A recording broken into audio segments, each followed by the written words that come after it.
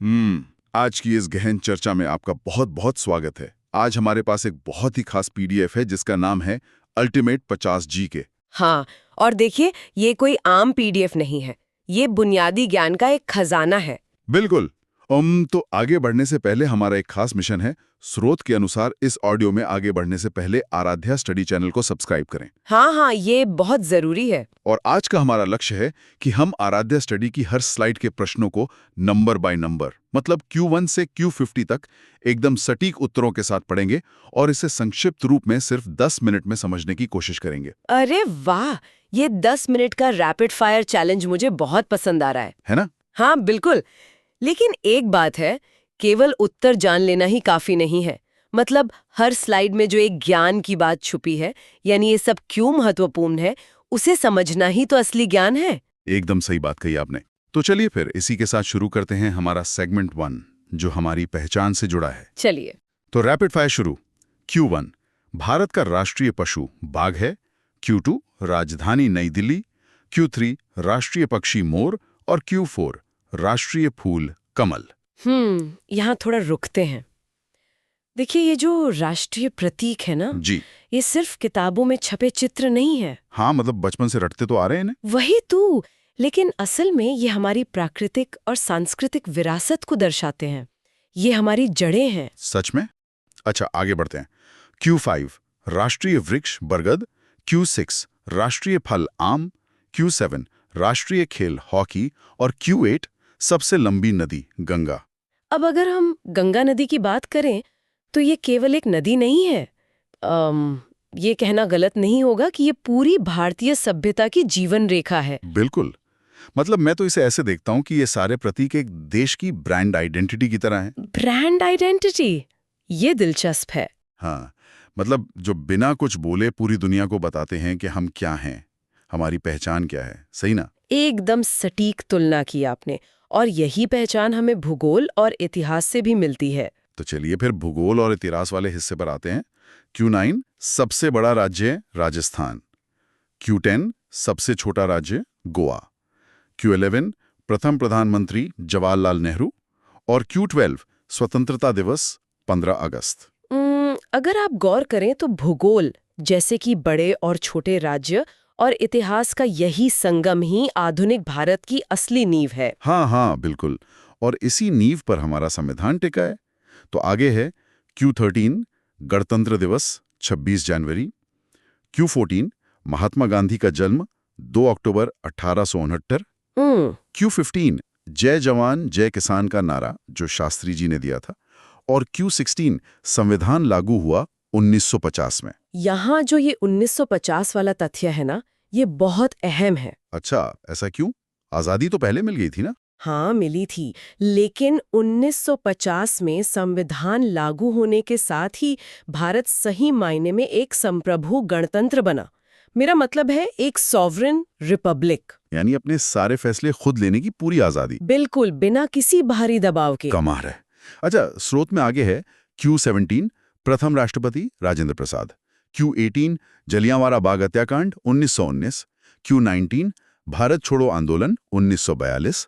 और Q20, सुभाष चंद्र बोस का नारा जय हिंद। जय हिंद, ये सुनते ही रोंगटे खड़े हो जाते हैं ना। सच कहूं तो जय हिंद आज भी भारतीय सेना का सबसे प्रमुख अभिवादन है। मतलब ये मेरे लिए एक टाइमलेस ऑडियो लोगो की तरह है। अरे वाह, क्या शब्द इस्तेमाल किया है। हाँ, सोचिए 1940 के दशक का ये नारा आज भी हमारी रगों में जोश भर देता है। बिल्कुल सही।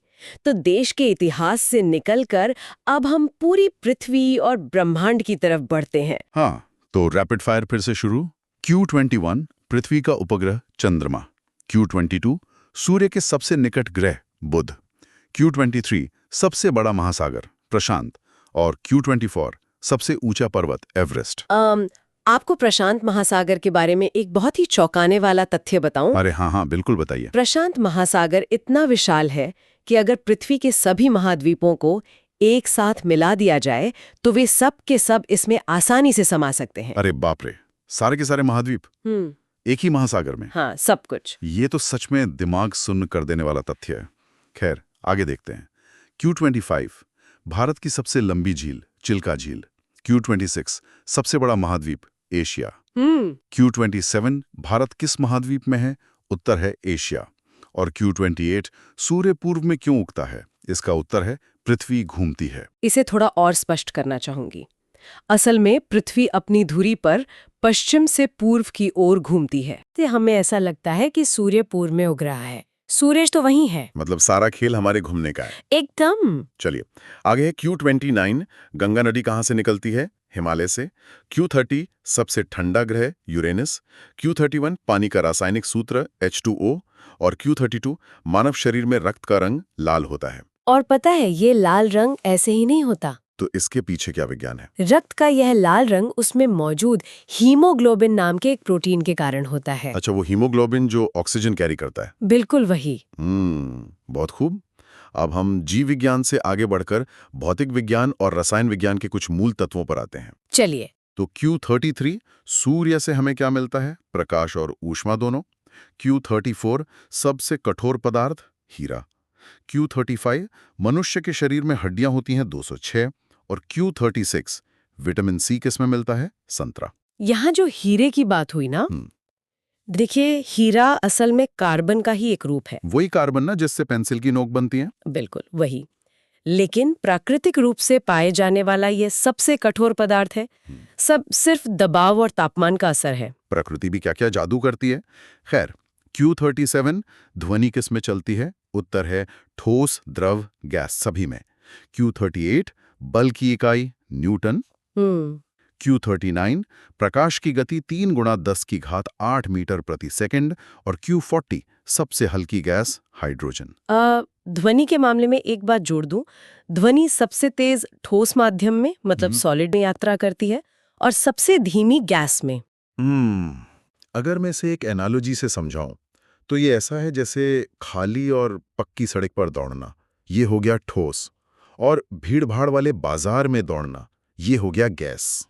अरे वाह, बहुत ही शानदार उदाहरण दिया आपने। मतलब कण जितने करीब होंगे मैसेज या ध्वनि उतनी तेजी से पास होगी, है ना? बिल्कुल ऐसा ही होता है। तो चलिए विज्ञान के नियमों से बाहर निकलकर वापस इंसानी दुनिया, हमारी संस्थाओं और अंतिम माइलस्टोन पर आते हैं। आखिरी 10 सवाल। हाँ, Q41 IMF का पूरा नाम international monetary fund. Q42 UNO की स्थापना 1945। Q43 भारत का राष्ट्रीय गान टैगोर जी ने लिखा। और Q44 कंप्यूटर का जनक चार्ल्स बैबेज। चार्ल्स बैबेज का नाम आते ही मुझे हमेशा आश्चर्य होता है। सोचिए उन्होंने 19वीं सदी में ही आधुनिक कंप्यूटर की परिकल्पना कर ली थी। सच में ये तो वैसा ही है जैसे बैलगाड़ी के जमाने में किसी ने बैठकर स्मार्टफोन का डिजाइन सोच लिया हो। एकदम सही पकड़े हैं। उनकी सोच अपने समय से बहुत आगे थी। बिल्कुल। चलिए आगे बढ़ते हैं। Q45 भारत का राष्ट्रीय चिन्ह अशोक स्तंभ। Q46 RBI की स्थापना 1935। Q47 भारत में कितने राज्य हैं? उत्तर है 28। और Q48 कितने केंद्र शासित प्रदेश हैं? 8। यहाँ एक दिलचस्प बात है कि अशोक स्तंभ को 26 जनवरी 1950 को ही राष्ट्रीय प्रतीक के रूप में अपनाया गया था। अच्छा, उसी दिन जब संविधान लागू हुआ था? बिल्कुल। बहुत बढ़िया। अब हमारा अंतिम रैपिड फायर। Q49 इसरो का मुख्यालय बेंगलुरु में है। और Q50 भारत का राष्ट्रीय गीत वंदे मातरम। शानदार। और इसी के साथ स्लाइड का अंतिम संदेश। बधाई हो, हमने 50 महत्वपूर्ण प्रश्न पूरे कर लिए हैं। भली हमने इन 50 सवालों को बहुत तेजी से नंबर बाय नंबर पढ़ा, लेकिन जब हम इनके पीछे के क्यों को समझते हैं ना, तो ये जानकारी बस रटने के बजाय हमेशा के लिए हमारे दिमाग में याद हो जाती है। एकदम सही बात है। और श्रोताओं, जैसा कि हमारे सोर्स मटेरियल ने अंतिम स्लाइड में साफ साफ कहा है, बेहतरीन तैयारी के लिए आराध्या स्टडी चैनल को सब्सक्राइब करें और शेयर करें। बिल्कुल। और देखिए